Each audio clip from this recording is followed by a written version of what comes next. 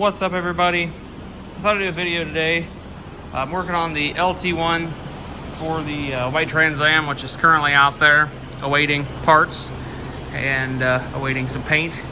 Ran out of paint to do the engine bay, so I gotta get some more paint so I can get the engine bay all cleaned up, painted up. I took my, what were these? Patriot headers. These are Patriot headers for a second gen F-body and a bunch of other things. I took them off because obviously they don't fit a third gen, especially a third gen with a outside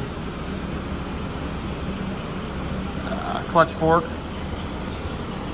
So I went ahead and took the headers. I took off my small block that was in the Trans Am, my Summit Racing Flowtech headers. Then they fit awesome with these angle plug heads. They say they don't fit angle plug heads, but they fit LT1, which the Vortec head is basically the same design off of this, except they're cast iron. They have water ports in them, obviously. I believe they have water ports in them, where these do not have water that goes through the intake. Obviously, they have water that goes through the head, but they don't have water that goes through the intake, which is kind of nice. But yeah, they fit really good. Servicing plugs doesn't look too difficult on the driver's side. It looks pretty easy. I'm pretty sure you get a short socket on all those, at least one with a wrench. You take it out with the wrench. The passenger side, this rear plug always sucks to get to no matter what heads you're running. It looked even worse with my straight plug head. Honestly, these heads actually work better with this LT1 head than my straight plugs did. And there's probably enough room too. I'm seeing you could flip these boots and run them up too, and run them back to a distributor, but they happen to work out really well running straight down and in for my alternator brackets, and everything works pretty good there. I ran in between the alternator bracket and the block there for because I did the high mount AC and the low mount alternator. I did get some brackets made, which is what they ended up looking like. Basically, it's a piece of angle iron, 2 hole or 3 holes drilled in it, kind of cut. And then this is for the AC. I bent that up and welded it. I want to build some braces to hold them, but for right now I'm just going to be all right. I'm going to get a 90 and make a stainless steel braided power steering hose to go over to the gearbox on the Trans Am. This will go to the reservoir. I'll build me a mount for the reservoir, power steering reservoir somewhere. Got plenty of clearance. My battery cable, my charge cable is probably going to come this way down and up to the battery. This will probably come up and sneak up and come into the loom, the exciter wire. I'm not 100% sure how these alternators get excited and how they function, if they're just one wire provide 12 volt current to the alternator. I need to do some reading up on that. But anyways, it's working pretty good. These battery cables, I think I'm gonna end up building my own battery cables out of some 4 gauge, just because I don't know, they'll look better the way I'll route them and make them look nice. I went ahead and threw some Mother's aluminum polish on the fuel rails there. Didn't do a real good job on them, but I just wanted to see how they'd shine up. They shined up really good, actually, so I may work on them a little more. We'll see. May work on them a little more.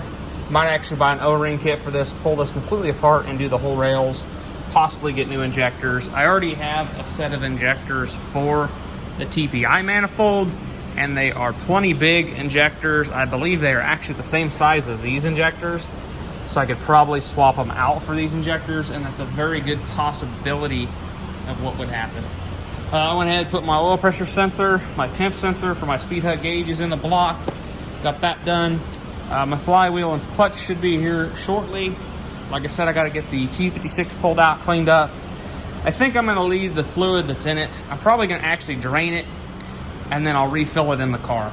So that's what I'll probably do there. I've got to still cut and extend the back of the shift tunnel out. So they say you got to cut it back about 2 inches. So we'll see there. As for the electrical that's going to run over these headers, I'm not 100% sure that's going to be fun. I'll probably put some nice heat. I'm going to wrap these headers, I believe. That's my plan. I'm going to probably end up sticking something between these two to spread them apart a little bit so I can get some stuff in between them. I'll wrap probably this one. This one rubs pretty close together. So I'll probably wrap this one down to about here. And then I'll wrap this one down to about here. Then I can wrap this one and these two together down to here. And then, yeah, I can wrap this one separately. I'll have to get up in there. There's a little bit of room right up in there, but it'll be a pain to wrap. This bolt's a pain to get to back here as well. It's a real pain in the car. Like right here, it's not bad. It's leaking. Got oil leakage. I don't want oil leakage. Where's that leaking from? It's running down the back of the head. What was leaking? What is leaking? I don't know. It's wet. It's had some oil running down it. Huh. I don't know. Something's leaking. But it's a small block. It's supposed to leak. Is that leaking? Well, that seems off to be pretty good. Yeah, I didn't paint the back of the block, but there's been a lot of oil everywhere back here, so who knows? Doesn't look like the back of my valve cover's leaking or anything. But yeah. Anyways, that's what I'm doing today. Hopefully I get some paint so I can finish out the engine bay.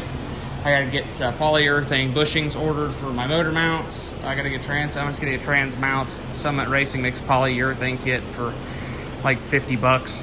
I'm gonna go ahead and get that. Yeah. But anyways, it's coming together pretty good. I'm happy with it. Like I said, I gotta wrap these headers. This header's gonna be a pain. This header won't be too bad. I'll probably I could wrap them two individually, but I could wrap them together too. I might wrap them together and then wrap that one and that one. Yeah, it's gonna be fun, but you know. Actually, I don't know. They might not need wrapped. Might just buy some. I don't know. They might not need wrapped. It might work just good as they are, so we'll see. I can always pull them off and wrap them if need to. They're not real hard to take off. And they're pretty far away from all the plug wires, so that's not really a concern now. So, anyways, we will catch you guys in the next video. Hope you guys are having a good month here and everything. So we'll catch you guys in the next video. Have a good one.